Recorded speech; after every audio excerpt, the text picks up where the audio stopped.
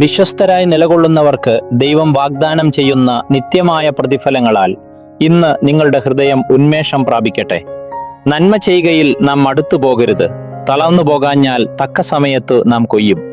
ഗലാത്യർക്ക് എഴുതിയ ലേഖനം 6-ാം അധ്യായം 9-ാം വാക്യം.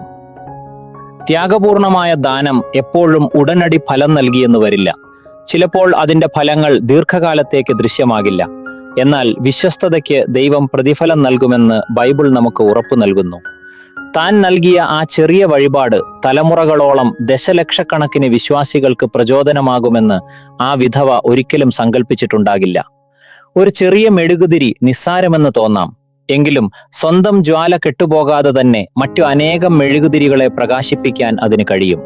അതുപോലെ തന്നെ ത്യാഗപൂർണമായ ദാനം നമ്മുടെ സങ്കല്പങ്ങൾക്കും അപ്പുറത്തേക്ക് അനുഗ്രഹങ്ങൾ പകർന്നു നൽകുന്നു.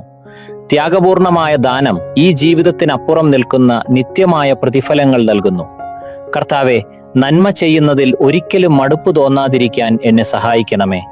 അങ്ങയുടെ കൃത്യസമയത്ത് അങ്ങ് കൊയ്ത്തു നൽകുമെന്ന് വിശ്വസിച്ചുകൊണ്ട് വിശ്വസ്തയോടും ത്യാഗമനോഭാവത്തോടും കൂടെ നൽകാൻ എൻ്റെ ഹൃദയത്തെ ശക്തിപ്പെടുത്തണമേ. എൻ്റെ ജീവിതം എപ്പോഴും അങ്ങേക്ക് മഹത്വമുണ്ടാക്കട്ടെ. ആമേൻ.